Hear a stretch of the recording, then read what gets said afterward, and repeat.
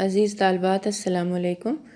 آج ہم آپ کے سلیبس میں سے پوچھے جانے والے مزید شارٹ کوسچنز کے بارے میں ڈسکس کریں گے کہ وہ کیا ہوں گے اور ان کے جوابات کس طرح سے دینا ہوں گے۔ مثلاً سوال پوچھا جا سکتا ہے معاشی قوانین کی 4 خصوصیات بیان کریں۔ جواب کچھ یوں ہوگا، معاشی قوانین کی 4 خصوصیات: نمبر 1 مشروط نوعیت کے ہوتے ہیں، نمبر 2 عمومی نوعیت کے ہوتے ہیں، نمبر 3 پیش گوئی نہیں کی جا سکتی، اور نمبر 4 اختیاری نوعیت کے ہو سکتے ہیں۔ معاشی قوانین کا طبعی علوم کے قوانین سے موازنہ کریں، یہ اگلا سوال ہو سکتا ہے۔ تو جواب کچھ یوں ہوگا، معاشی قوانین معاشرے میں رہنے والے افراد کے ایسے مخصوص طرز عمل کا اظہار کرتے ہیں جنہیں مخصوص حالات کے تحت اختیار کیا جاتا ہے۔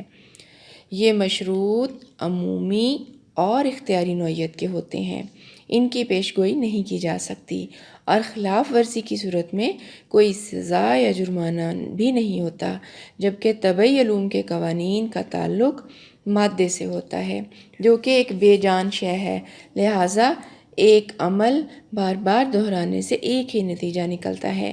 یہ مقداری نوعیت کے ہوتے ہیں اور ان میں زیادہ قطعیت پائی جاتی ہے۔ پھر سوال پوچھا جا سکتا ہے معاشی قوانین اخذ کرنے کے 2 طریقے بیان کریں۔ تو 2 طریقے کچھ اس طرح سے بیان کریں گے ہم۔ نمبر 1 استخراجی طریقہ استدلال، اس کو ہم ڈیڈکٹیو میتھڈ بھی کہتے ہیں، اور نمبر 2 ہوگا استقرائی طریقہ استدلال، اسے ہم انڈکٹیو میتھڈ کہتے ہیں۔ سوال پوچھا جا سکتا ہے معاشی قوانین اور ریاستی قوانین میں فرق بیان کریں۔ تو جواب کچھ یوں دیں گے، ریاستی قوانین کی پابندی لازم ہوتی ہے جبکہ معاشی قوانین اختیاری نوعیت کے ہوتے ہیں۔ پوائنٹ نمبر 2 ہم کہیں گے، ریاستی قوانین کی خلاف ورزی کی صورت میں سزا یا جرمانہ ہوتا ہے، لیکن معاشی قوانین کی خلاف ورزی کی صورت میں ایسا کچھ بھی نہیں ہوتا۔ پوائنٹ نمبر 3 ہم بتائیں گے، ریاستی قوانین منسوخ کیے جا سکتے ہیں جبکہ معاشی قوانین منسوخ نہیں کیے جا سکتے، کیونکہ لوگوں کے مخصوص طرز عمل کا نتیجہ ہوتے ہیں، اس لیے یہ منسوخ نہیں کیے جا سکتے۔ سوال پوچھا جا سکتا ہے جزیاتی معاشیات اور کلیاتی معاشیات میں فرق بیان کریں۔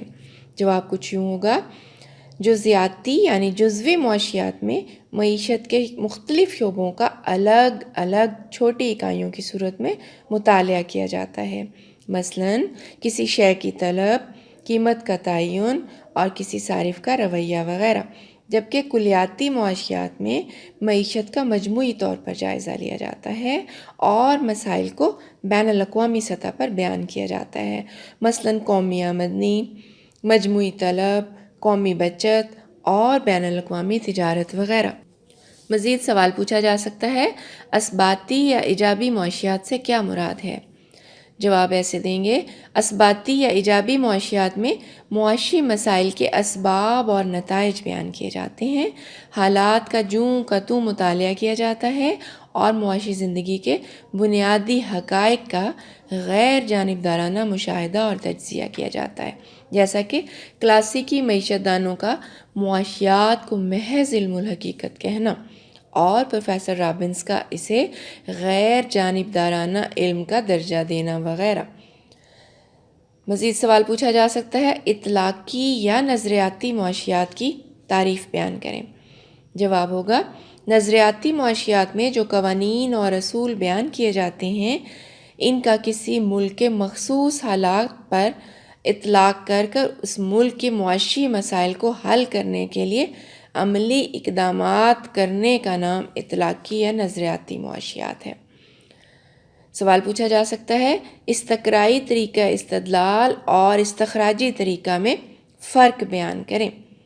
جواب ہم اس طرح سے دیں گے، استقرائی طریقہ استدلال کو تاریخی طریقہ بھی کہا جاتا ہے، اس میں مخصوص حالات سے عام حالات کی طرف سفر کیا جاتا ہے، یعنی مثال کے طور پہ جب زاہد کی آمدنی میں اضافہ ہوا تو اس نے اشیاء کی خریداری بڑھا دی، لہٰذا آمدنی میں اضافے سے اشیاء کی طلب بڑھ جاتی ہے، یہ نتیجہ بنے گا۔